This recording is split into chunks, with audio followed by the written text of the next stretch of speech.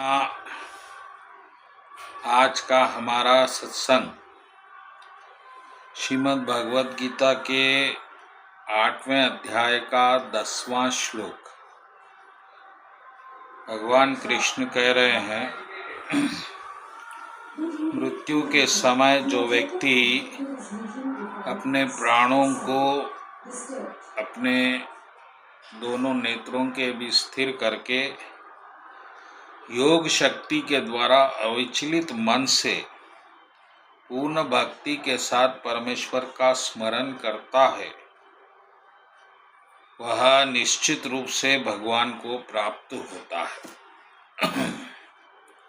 इसी बात पर आज की हमारी सत्संग होगी।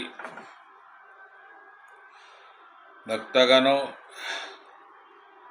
ये बात निश्चित है कि मृत्यु सबके लिए निश्चित है और सबके लिए समान है, और इसको हमें इसका सामना करना ही है। और करोड़ों लोगों ने किया, करोड़ों लोग और करेंगे, लेकिन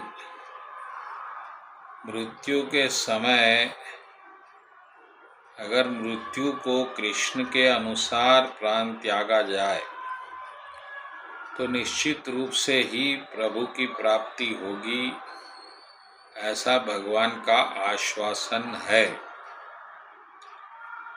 तो भक्तगणों, अब ये प्रभु क्या है, प्राप्ति क्या है, मन क्या है, बुद्धि क्या है और ये योग शक्ति क्या है, ये सब बातें आपको समझना है, तभी आप इस श्लोक का अर्थ समझ सकेंगे। तो अब यहाँ पर बात ये आ रही है कि योग शक्ति द्वारा मन को दोनों आँखों के बीच केंद्रित करके अपने मन को हृदय में लगा के जो प्राण का त्याग करता है वह निश्चित रूप से भगवान को प्राप्त होता है। तो भक्तजनों,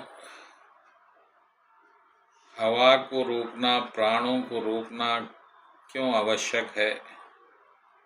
इससे जो मन की चंचलता है वह धीमी हो जाती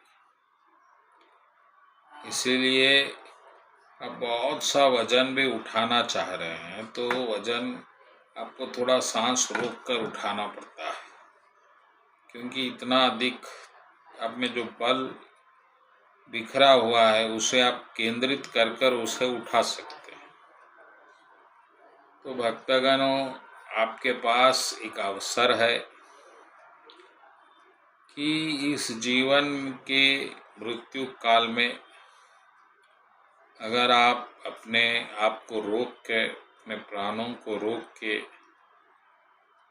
भगवान का स्मरण करेंगे तो निश्चित रूप से आप भगवान को प्राप्त होंगे, इसमें कोई संदेह नहीं है। और इसका अनुमोदन भगवान कृष्ण कर रहे हैं। तो भक्तगणों, जीवन में तो मृत्यु आना ही है। अगर आपके मृत्यु को भी सफल बनाना है तो आपको इस तरह से अभ्यास करना होगा कि किसी तरह से मृत्यु के समय प्रभु का स्मरण हो और दूसरी कोई अनवरत विषय का स्मरण ना हो। तो ये दो बातों को आपको दिन भर इसका अभ्यास करना होगा, और तभी आपको अपने जीवन में, जीवन तो आप उसको सफल बनाने के प्रयत्न में अपनी शक्ति लगा चुके हैं, लेकिन मृत्यु को सफल बनाना भी आपका लक्ष्य है। क्योंकि अगर आप ऐसा नहीं करेंगे तो फिर आप कहाँ जाएंगे, आपका क्या होगा, ये भगवान ही जानते हैं।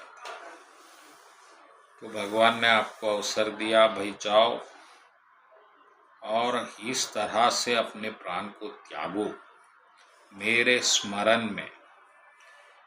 थोड़ा दर्द होगा, दुख होगा, उस सबको रोको। सबको रोकते हुए मेरा स्मरण करो तो निश्चित ही तुम मेरे लोक को आओगे। और क्या चाहिए भक्तगणों आपको? कोई इसमें पहाड़ उठाना नहीं है, कोई नियम नहीं, कोई आश्रम नहीं, कोई दीक्षा नहीं, कुछ। जरा सा याद रखिए ये बात जो मैं कह रहा हूँ, आप याद रखिए। और मृत्यु के समय बस फिर इसको रिवाइंड करिए, पुनर्याद करिए, तो फिर आपको इतनी बड़ी उपलब्धि मिल जाएगी। और नहीं करेंगे, कुछ और याद रखेंगे जो कचरा है, तो फिर आपका अगला जन्म भी कचरा ही होगा। इस बात को ध्यान में रखते हुए प्रभु का नित्य स्मरण करिए। बोलो कृष्ण कन्हैया लाल जी की जय।